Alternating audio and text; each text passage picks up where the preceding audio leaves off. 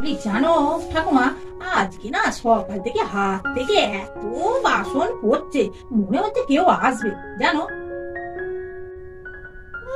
কে আবার আসবে আমাদের বাড়িতে? কই কে আর আসছে? এলে তো ভালোই লাগে, বেশ হই হই হবে, বেশ আনন্দ হবে, খাওয়া দাওয়াটাও ভালো হবে।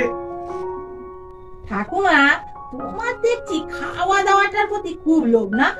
তোমার বয়স হয়ে গেছে, এখন খাওয়া দাওয়া কমাতে বলছে, আর তুমি সেই মনে করছো বেশ ভালো মন্দ খাবে, আর তারপরে তো শরীর খারাপ করবে, তখন কি হবে?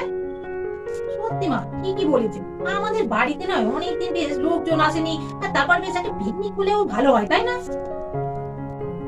জানিস তো দাদা, এই যে ঠাকুমারা গল্প করছিল না, পিকনিকের কথা শোনা যাচ্ছে। সত্যি একটা ছোটখাটো পিকনিক হবে, অনেকদিন বেশ পিকনিক হয়নি, বল বেশ আনন্দ হবে, বল কি বল বুঝি দাদা? হ্যাঁ রে, ঠিক বলেছিস রে, ঠাকুমা না ঠিক কথা বলেছে। সত্যি তো, শীতকাল মানে পিকনিক করবো, বেশ আনন্দ করবো, আর তারপর পিকনিক করতে গেলে কেক, কমলা লেবু, তারপর খাসির মাংস, পোলাও, আরো কত কিছু খাবার থাকে। ভেবেই তো আমার এখনই নোলায় জল এসে গেল। আরে শুধু কি খাওয়া দাওয়া, কত খেলাধুলাও হয় বলতো ওখানে, ব্যাডমিন্টন খেলা, তারপরে এমনি ওই যে কি ভুলে যাই বাবা, মনেও থাকে না, হ্যাঁ মিউজিক্যাল চেয়ার, বেশ ভালোই লাগে বল। হ্যাঁ রে গুটি, ঠিকই বলেছিস, মিউজিক্যাল চেয়ার, তারপরে ব্যাডমিন্টন আমার সত্যি খুব ভালো লাগে।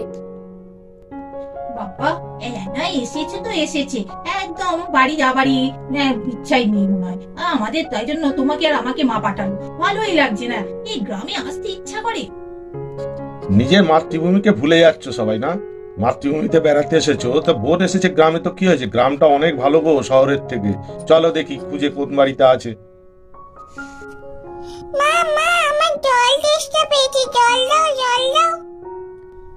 আরে পুরি, এই যে এসে গেছি, দেখো না মাসিমণি কোন বাড়িতে আছে আগে খুঁজি, তারপরে চলো ওই বাড়িতে গিয়ে জল খাবে।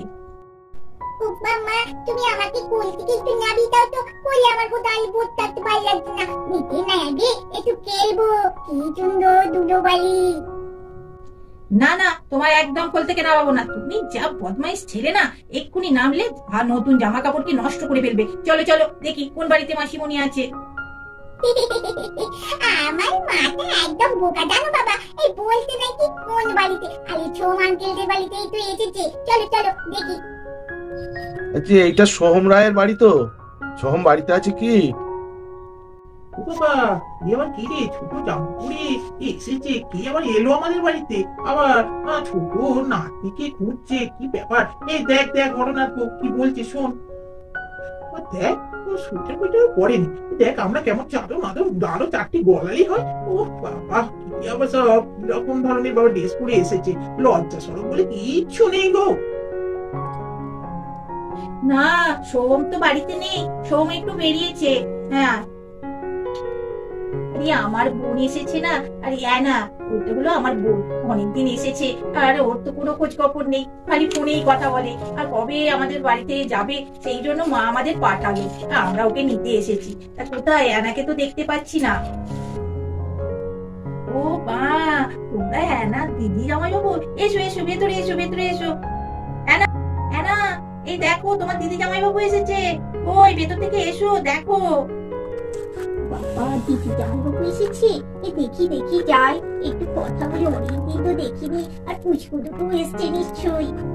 রে দিদি তোরা এসেছিস, তা তোরা কই, কালকে ফোন করলাম কিছু বললি না তো আজকে আসবি, বাবা হঠাৎ চলে এলি।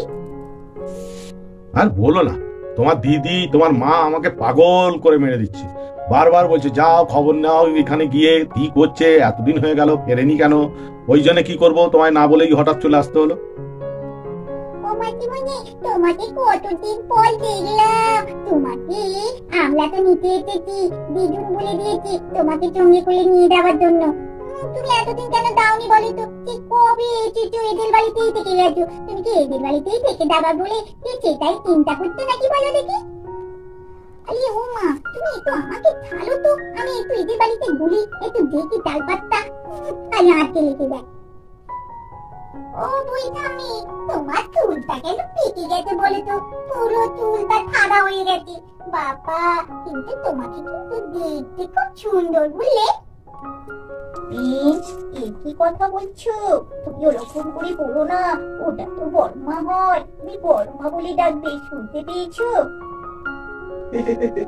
হ্যাঁ ঠিকই বলেছো ভাই, আমি তো বুড়ি হয়েছি, ওই জন্য তো চুলটাও ঠাকুর পাকিয়ে দিয়েছি, কি আর করবো। ঠিক আছে তুমি যাও ভেতরে আমাদের ঘরে যাও, গিয়ে দেখবে হ্যাঁ দুটো ছোট ছোট দাদা আছে, দুটো ছোট ছোট দিদি আছে। যাও যাও ভেতরে যাও। হ্যাঁ তুমি তাই তাই, তবে ভেতরে গিয়ে ওদের সঙ্গে গেলি, এই দিদি আয় আয়, তুইও চলে আয় আমার সঙ্গে। ও বাবা, তোমরা দুটো ছোট ছোট ভাই বোন, কি সুন্দর তোমাদের দেখতে। এই তোমাদের নামগুলো কি গো? আমরা কি বলে তোমাদের ডাকবো?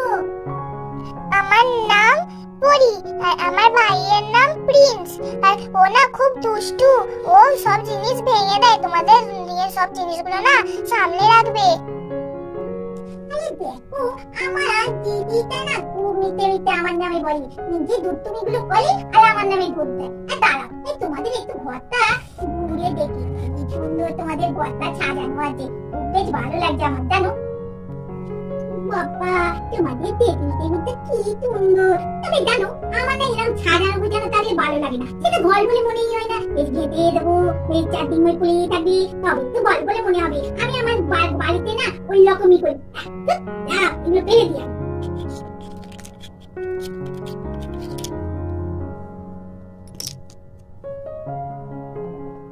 আরে বাবালে, ওইদিকেও তো অনেক কিছু সাজানো আছে, তাই ও পাত্তাতেও গিয়ে ফেলে দিই। আরে উপিন, তুমি ওরম করো না, তুমি ওরম করলে না আমার মা খুব লাগে। আমরা না এরম গিয়ে হাতে আমাদের খুব মারে। মা তুমি করো না গো, এই বিক্রি হয়ে যাচ্ছে, আমাদের ঘরটা কি সুন্দর সাজানো গোছানো ছিল। দেখলে তো আমার ভাইটা খুব দুষ্টু, একদম কথা শুনে না, তোমাদের কথাই শুনছে না।